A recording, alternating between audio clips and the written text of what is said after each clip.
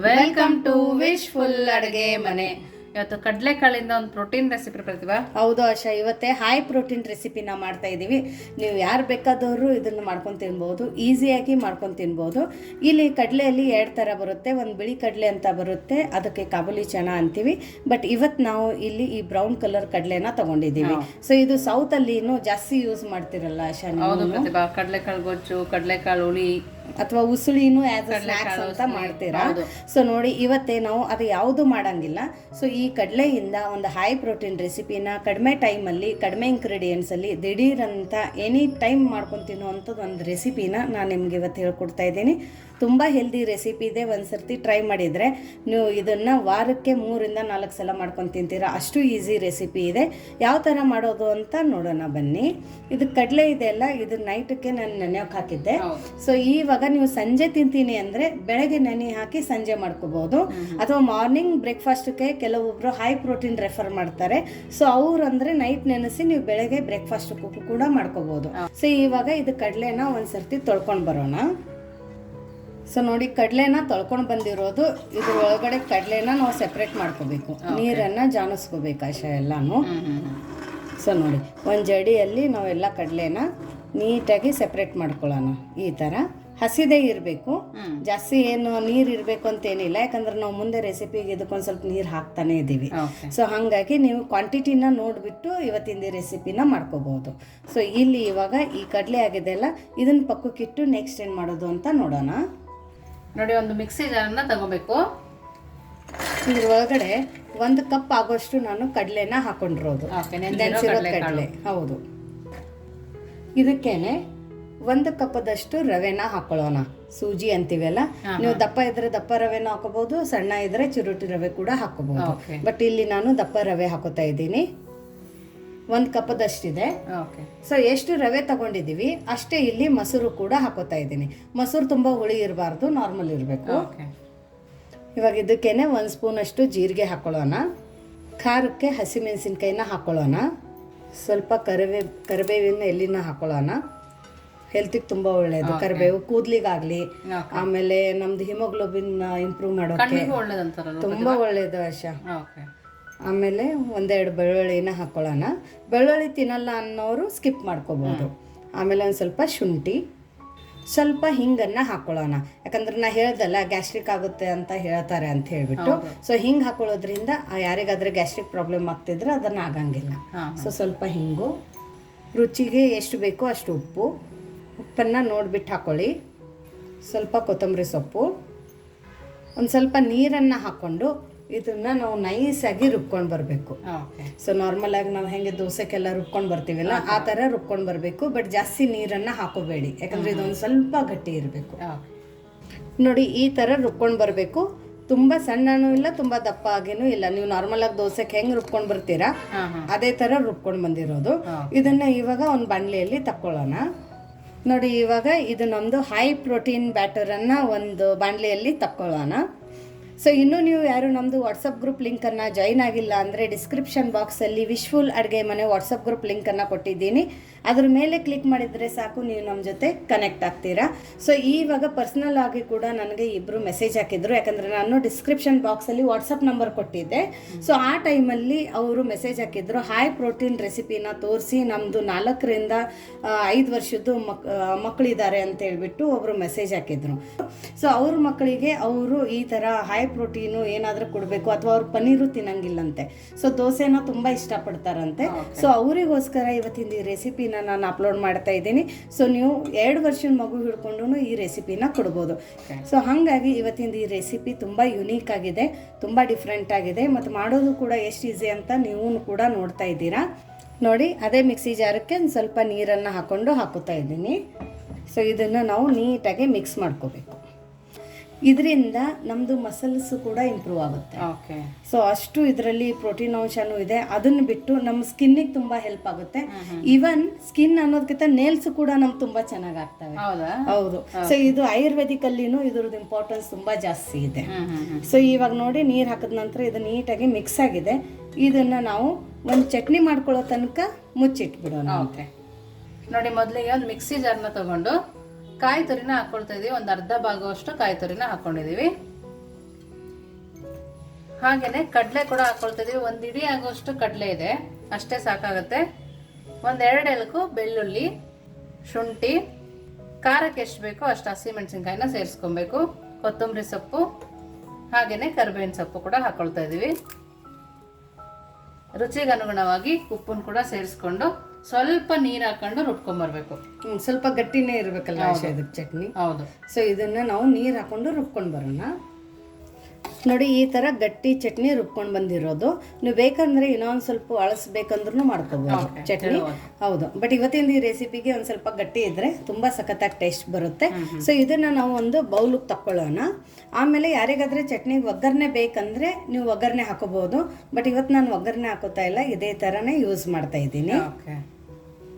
ನೋಡಿ ಇಲ್ಲಿ ನಾನು ಕಬ್ಬಿಣದ ತವೆನೇ ಬಳಸ್ತಾ ಇದ್ದೀನಿ. ನಾನ್ ಸ್ಟಿಕ್ ಏನು ತಗೊಂಡಿಲ್ಲ, ಕಬ್ಬಿಣದ ತವೆ ಇದೆ. ಡೈಲಿ ನಾವು ಚಪಾತಿ ಎಲ್ಲ ಮಾಡಿದರೆ ದೋಸೆ ಆಗಲಿ ಉತ್ತಪ್ಪ ಆಗಲಿ ಈ ತವೆ ಮೇಲೆ ತುಂಬ ಚೆನ್ನಾಗಿ ಬರುತ್ತೆ. ಸೊ ಇವಾಗ ನಾನು ಈ ಕಬ್ಬಿಣದ ತವೆನ ಲೋ ಫ್ಲೇಮಲ್ಲಿ ಸ್ವಲ್ಪ ಬಿಸಿ ಮಾಡೋಕೆ ಇಟ್ಕೊಂಡಿದ್ದೆ. ಇವಾಗ ತುಂಬ ಚೆನ್ನಾಗಿ ಬಿಸಿಯಾಗಿದೆ ಅಲ್ಲ. ಇವಾಗ ಒಂದು ಅರ್ಧ ಸ್ಪೂನಷ್ಟು ಎಣ್ಣೆನ ಹಾಕೊಳ್ಳೋಣ. ಒಂದು ಸ್ವಲ್ಪ ಎಣ್ಣೆ ಹಾಕೊಂಡು ಫಸ್ಟ್ ತವೆನ ಒರೆಸ್ಕೊಳ್ಳೋಣ. ಒರೆಸಿದಾದ ನಂತರ ಇವಾಗ ಇದ್ರ ಮೇಲ್ಗಡೆ ನೀರನ್ನು ಹಾಕೊಳ್ಳೋಣ. ಯಾಕಂದರೆ ಇದು ನಾರ್ಮಲ್ ಟೆಂಪ್ರೇಚರ್ಗೆ ತವೆ ಬರಬೇಕು. ಆವಾಗ ನಮ್ಮ ದೋಸೆ ಅದೆಲ್ಲ ತುಂಬ ಕ್ರಿಸ್ಪಿಯಾಗಿ ತುಂಬ ಚೆನ್ನಾಗಿ ಬರುತ್ತೆ. ಇವಾಗ ಮತ್ತೆ ಎಣ್ಣೆ ಹಚ್ಚೋ ಅವಶ್ಯಕತೆ ಏನೂ ಇಲ್ಲ. ಇವಾಗ ನಾವು ಮಾಡ್ಕೊಂಡು ಇಟ್ಕೊಂಡಿದ್ದೀವಲ್ಲ, ಇದು ಹೈ ಪ್ರೋಟೀನ್ ದೋಸೆ ಬ್ಯಾಟರು, ಇದನ್ನು ಹಾಕೊಳ್ಳೋಣ. ಹಾಕೊಂಡ್ಬಿಟ್ಟು ನಿಮ್ಗೆ ಎಷ್ಟು ತಿಳು ಬೇಕು ಅಷ್ಟು ತಿಳು ಇಲ್ಲಿ ನೀವು ದೋಸೆಯನ್ನು ಮಾಡ್ಕೋಬೋದು. ಇಲ್ಲಿ ನಾನು ತಿರುಗಿಸ್ಬೇಕಾದ್ರೆ ನಿಮ್ಗೆ ಗೊತ್ತಾಗ್ತಾ ಇರ್ಬೋದು ನಾನು ಎಷ್ಟು ತಿಳುವಾಗಿ ಹಾಕ್ಕೊಂಡಿದ್ದೀನಿ ಅಂತ. ಫ್ಲೇಮನ್ನು ಮಾತ್ರ ಮೀಡಿಯಮ್ ಫ್ಲೇಮಲ್ಲಿನೇ ಇಟ್ಕೋಬೇಕು. ಆಮೇಲೆ ಒಂದು ಸ್ವಲ್ಪ ಎಣ್ಣೆ, ತುಪ್ಪ ಅಥವಾ ಬೆಣ್ಣೆ ನಿಮ್ಗೆ ಯಾವ್ದು ಇಷ್ಟ ಅದನ್ನು ಕೂಡ ನೀವು ಹಾಕೋಬಹುದು. ಇಲ್ಲ ಮೇಲ್ಗಡೆ ನಾವು ಏನಾದ್ರೆ ಒಂದು ಸ್ವಲ್ಪ ಉಪ್ಪಿನಕಾಯಿ ರಸ ಎಲ್ಲ ಒರೆಸ್ಕೋತೀವಿ ಅಂದ್ರೂ ಒರೆಸ್ಕೋಬಹುದು. ಚಟ್ನಿ ಪುಡಿ ಬೇಕಾದ್ರೆ ಹಾಕೋಬಹುದು, ಈರುಳ್ಳಿ ಹಾಕೋಬಹುದು, ಕ್ಯಾರೆಟ್ ಹಾಕೋಬಹುದು, ಏನ್ ಬೇಕಾದ ಹಾಕೋಬಹುದು. ಬಟ್ ಯೂಶ್ವಲಿ ಮಕ್ಕಳಿಗೆ ದೋಸೆ ಅಂದ್ರೆ ಈ ತರ ಇಷ್ಟ ಅಂತ ಹೇಳ್ಬಿಟ್ಟು ನಾನು ಇಲ್ಲಿ ಪ್ಲೇನ್ ಆಗಿನೇ ಮಾಡ್ತಾ ಇದ್ದೀನಿ. ಇನ್ನೊಂದಂದ್ರೆ ಮಕ್ಕಳಿಗೆ ಪನೀರ್ ಚೀಸ್ ಇಷ್ಟ ಇದೆ ಅಂದ್ರೆ ಅದನ್ನು ಕೂಡ ನೀವು ಇದ್ರ ಮೇಲ್ಗಡೆ ಗ್ರೇಟ್ ಮಾಡಿ ಕೊಡ್ಬೋದು. ಸೊ ಇದನ್ನ ನಾವು ಮೀಡಿಯಂ ಫ್ಲೇಮಲ್ಲಿ ಒಂದು ಸ್ವಲ್ಪ ಕೆಂಪು ಕಲರ್ ಬರೋ ತನಕ ಇದೇ ತರ ಬಿಟ್ಬಿಡ್ಬೇಕು. ಸೊ ನೋಡಿ ಸುತ್ತ ಎಲ್ಲ ಕೆಂಪು ಕಲರ್ ಬಂದಿದೆ. ಆಮೇಲೆ ತಾನೇ ಹೇಳುತ್ತೆ ನೋಡಿ, ಮುಟ್ಟೋದೇ ಬೇಕಾಗಿಲ್ಲ, ಅಷ್ಟು ಚೆನ್ನಾಗಿ ಹೇಳುತ್ತೆ ಇದು. ಮತ್ತೆ ಕಬ್ಬಿಣದ ತವೆ ಮೇಲೆ ನಾವು ಮಾಡ್ಕೊಂಡಿದ್ದೀವಿ. ನೀವು ಬೇಕಂದ್ರೆ ಇದೇ ಥರ ಫೋಲ್ಡ್ ಮಾಡಿ ತಿನ್ಕೋಬಹುದು, ಅಥವಾ ತಿರುಗಿಸ್ಬಿಟ್ಟು ಕೆಲವೊಬ್ಬರಿಗೆ ದೋಸೆ ತುಂಬ ಇಷ್ಟ ಆಗುತ್ತೆ. ಸೊ ಅದನ್ನು ಕೂಡ ನೀವು ಮಾಡ್ಕೋಬಹುದು. ಸೊ ನೋಡಿ ನಮ್ಮದು ಕ್ರಿಸ್ಪಿ ಹೈ ಪ್ರೋಟೀನ್ ದೋಸೆ ರೆಡಿಯಾಗಿದೆ. ಸೊ ನಾನು ನಿಮಗೆ ಇನ್ನೊಂದು ದೋಸೆ ಕೂಡ ಹಾಕೋದನ್ನು ತೋರಿಸ್ತೀನಿ, ಇದೇ ಥರ ಬರುತ್ತೆ. ಓಕೆನಾ? ಓಕೆ. ಸೊ ಇವಾಗ ಇನ್ನೊಂದು ದೋಸೆ ಹಾಕಬೇಕಂದ್ರೆ ಫ್ಲೇಮನ್ನು ಫುಲ್ ಲೋ ಫ್ಲೇಮಲ್ಲಿ ಇಟ್ಕೊಂಡು ಎಣ್ಣೆಗಿಣ್ಣೆ ಹಾಕೋದು ಬೇಕಾಗಿಲ್ಲ.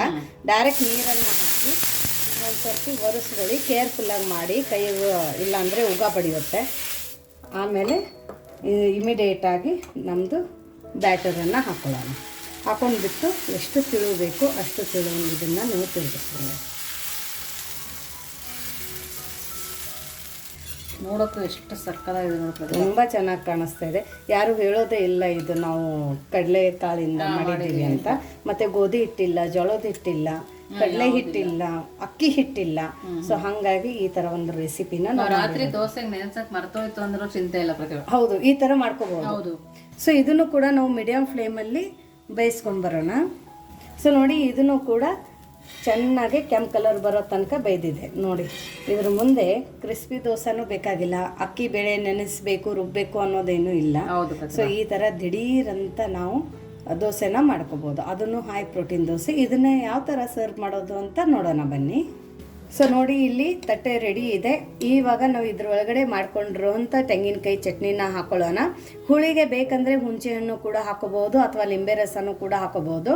ಬಟ್ ಯೂಶ್ವಲಿ ನಮ್ಮ ಸೈಡ್ ಚಟ್ನಿ ಮಾಡ್ಬೇಕಂದ್ರೆ ಬೇಕಂದವರು ಮೇಲ್ಗಡೆ ಲಿಂಬೆ ರಸನ ಹಿಂಡ್ಕೊಂಡು ಈ ಚಟ್ನಿನ ತಿಂತಾರೆ. ಸೊ ಕೆಲವೊಬ್ಬೊಬ್ರು ಕಮೆಂಟ್ಗೆ ಹುಣಸೆಹಣ್ಣು ಹಾಕಲ್ಲ ಅಂತ ಸುಮಾರು ಜನ ನಂಗೆ ಕೇಳಿದ್ದಾರೆ. ನಮ್ಗೆ ಆ್ಯಕ್ಚುಲಿ ಅದು ರೂಢಿ ಇಲ್ಲ, ನಾವು ಹಾಕಂಗಿಲ್ಲ. ಜಾಸ್ತಿ ಹೊತ್ತು ಚಟ್ನಿನ ಉಳಿಬೇಕು ಅಂದೋದಕ್ಕೆ ನಾವು ಹುಣಸೆ ಹಣ್ಣನ್ನು ಹಾಕಿ ಮಾಡಿಟ್ಕೋತೀವಿ. ಇವನ್ ಬೇಸಿಗೆಯಲ್ಲಷ್ಟು ಒಂದ್ ಸ್ವಲ್ಪ ಯೂಸ್ ಮಾಡ್ತೀವಿ, ಯಾಕಂದ್ರೆ ಚಟ್ನಿ ಬೇಗ ಹಳಸುತ್ತೆ ಅಂತ ಹೇಳಿ. ಬಟ್ ಇವಾಗ ಥಂಡಿಗಾಲಕ್ಕೆ ಇಮಿಡಿಯೇಟ್ ಆಗಿ ತಿನ್ನೋಕೆ ನಾವು ಇದ್ರ ಒಳಗಡೆ ಹುಳಿನೇ ಹಾಕಲ್ಲ. ಸೊ ಬೇಕಂದವರು ಲಿಂಬೆ ರಸ ಅಥವಾ ಹುಣಸೆ ಹಣ್ಣನ್ನು ಹಾಕೊಂಡು ಚಟ್ನಿನ ಮಾಡ್ಕೋಬಹುದು. ನೋಡಿ ಇನ್ನೊಂದ್ರ ಒಳಗಡೆ ನಾನು ಸೋರೆಕಾಯಿ ಪಲ್ಯನ ಮಾಡಿದ್ದೆ ಆಶಾ. ಇದು ಮಹಾರಾಷ್ಟ್ರೀಯನ್ ಸ್ಟೈಲ್ ಅಲ್ಲಿ ಸೋರೆಕಾಯಿ ಪಲ್ಯ ನಮ್ಮ ಮಸಾಲೆ ಖಾರನ ಬಳಸ್ಬಿಟ್ಟು ಮಾಡ್ಕೊಂಡಿರುವಂತ ಪಲ್ಯ. ಇದಕ್ಕೆ ನಮ್ಮ ಮಸಾಲೆ ಉತ್ತರ ಕರ್ನಾಟಕದ ಒಂದು ಮಸಾಲೆ ಖಾರ ಇದ್ರೆ ನಾವ್ ಈ ತರ ಪಲ್ಯಗಳನ್ನ ಮಾಡ್ಕೋಬಹುದು. ದೋಸೆ ಜೊತೆ ತುಂಬಾ ಸಖತ್ತಾಗಿರುತ್ತೆ. ಮತ್ತೆ ಇದು ಸೋರೆಕಾಯಿನೂ ಹೆಲ್ತ್ ತುಂಬಾ ಒಳ್ಳೇದು. ಸೊ ಹಂಗಾಗ್ಬಿಟ್ಟು ನಾ ಇವತ್ತೇ ಸೋರೆಕಾಯಿ ಪಲ್ಯನ ಈ ತರ ಗ್ರೇವಿ ಫಾರ್ಮ್ ಅಲ್ಲಿ ಮಾಡಿರೋದು.